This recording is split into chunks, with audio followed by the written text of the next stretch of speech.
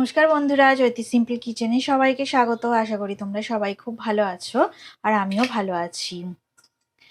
তো দেখো, আমি আজকে তোমাদের জন্য একটি রেসিপি নিয়ে চলে এসেছি। দেখো, আমি এগুলো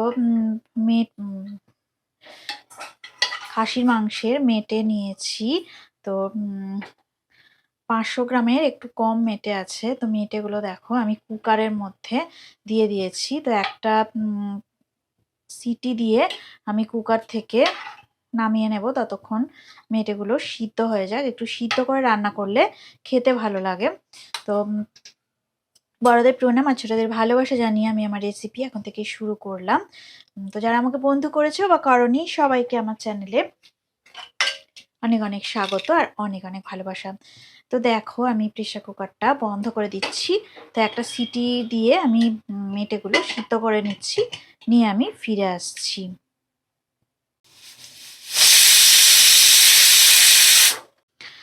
দেখো, কুকারে আমি সিদ্ধ করে দেখো জল ঝরিয়ে আমি নিয়ে চলে এসেছি। এই দেখো জল ঝরানো মেটেগুলো একদম জল ঝরিয়ে নিয়েছি।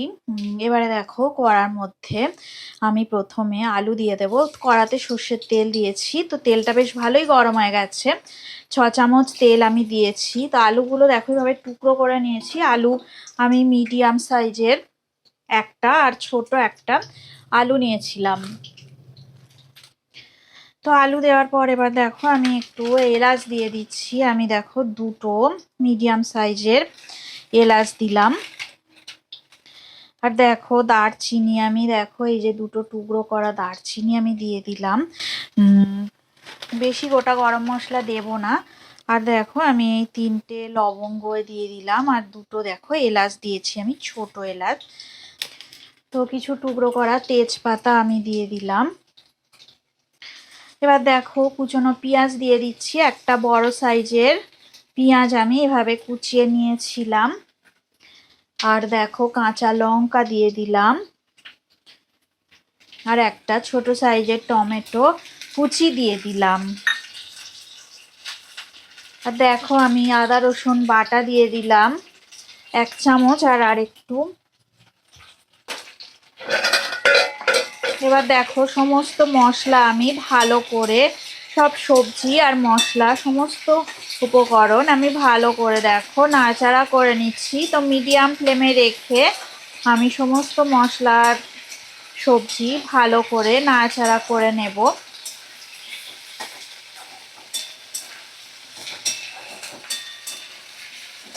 এইভাবে মেটের তরকারি তোমরা রান্না করে দেখবে, দারুণ খেতে লাগে। গোটা গরম মশলা দিয়ে সুস্বাদু লাগে খেতে। আর কি কি দেব তোমরা ভিডিওটা স্কিপ করো না, প্রথম থেকে শেষ পর্যন্ত দেখো, আশা করি তোমাদের ভালো লাগবে। তো দেখো আমি পরিমাণ মতো নুন দিয়ে দিলাম। মেটে সিদ্ধ করার সময় আমি কোনো নুন ইউজ করিনি। তো এখন পরিমাণ মতো নুনটা আমাকে দিতে হবে। দেখো আমি 1 চামচ হলুদ গুঁড়ো দিয়ে দিলাম। দেখো আমি 1/2 চামচ গরম মশলার গুঁড়ো দিয়ে দিলাম। তো সমস্ত মশলা ভালো করে আমি নাড়াচাড়া করে নেব। আর ফ্লেমটাকে দেখো আমি মিডিয়ামে করেই রেখে আমি রান্নাটা করছি।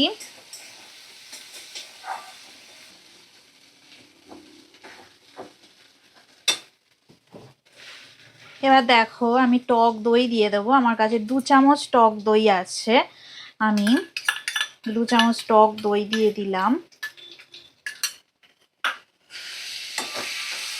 এইভাবে রান্নাটা করে দেখো কোনো সময় খাসির মেটে, তো দারুণ খেতে লাগে।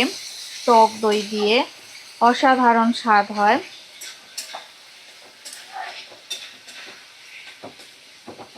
2 মিনিট একটু মিডিয়াম ফ্লেমে নাড়াচাড়া করার পরে দেখো হালকা তেলটা ছেড়ে ছেড়ে আসছে, মশলাটা কষে গেছে। তো এইবারে আমি দেখো সিদ্ধ করা মেটে আমি দিয়ে দিলাম। দেখো ভালো করে মশলাটা এবারে আমি কষিয়ে নেব। মিডিয়াম ফ্লেমে রেখেই আমি মশলাটা কষাচ্ছি। 2 মিনিট এইভাবে একটু নাড়াচাড়া করে নিয়ে তারপর আমি ঢাকা দিয়ে রেখে দেব কিছুক্ষণ।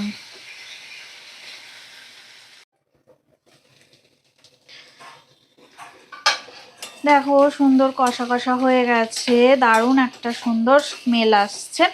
তো এইবারে আমি দেখো জল দিয়ে দেবো, তো হালকা একটু গরম জল দিলেই ভালো হয়। তো এটা বেশি মানে ঝোল ঝোল তো হয় না, একটু মাখা মাখা করেই রান্নাটা করব। তো সামান্য একটু গরম জল বসিয়ে দিয়েছি পাশেই, তো আমি দিয়ে দেব।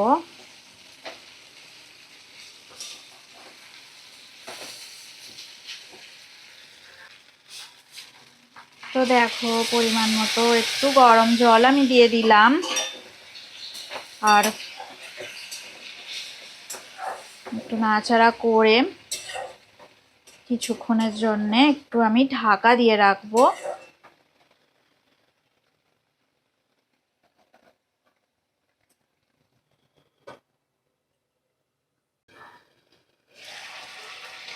দেখো ঢাকাটা আমি তুলে নিলাম, তো একদম দেখো রেডি হয়ে গেছে খাসির মেটের দই দিয়ে রান্নাটা। তো খুব সুন্দর লাগে, এইভাবে তোমরা খাসির মেটে দই দিয়ে রান্না করে দেখবে, টক দই দিয়ে, তো দারুণ লাগে। আমি গ্যাসের ফ্লেমটা অফ করে দিলাম। দেখো একদম রেডি হয়ে গেছে। আর একটু আমি দেখো গরম মশলার গুঁড়ো দিয়ে দেবো একটু লাস্টে, ভালো লাগবে। সামান্য একটু পরিমাণে গরম মশলার গুঁড়ো আমি দিয়ে দিলাম। দেখো আলু টমেটো টক দই দিয়ে সুন্দর করে খাসি মেটে রান্না আমি করে নিলাম। তো রেসিপিটা যদি ভালো লেগে থাকে অবশ্যই লাইক দেবে, শেয়ার করবে, আর কমেন্ট করে আমাকে জানাবে তোমাদের কেমন লাগলো। তোমরা সবাই ভালো থাকো, সুস্থ থাকো, আর আমার রেসিপি এভাবে দেখতে থাকো। এতক্ষণ ধরে রেসিপিটা দেখার জন্য তোমাদের অনেক অনেক ধন্যবাদ, আর পুরনো বন্ধুদের তো অনেক ধন্যবাদ। আর যারা নতুন বন্ধু আছো আমার চ্যানেলটা সাবস্ক্রাইব করে আমার পাশে থেকো। আজকের মতো টাটা, পরে আবার নতুন রেসিপি নিয়ে তোমাদের সামনে আবার আমি চলে আসবো।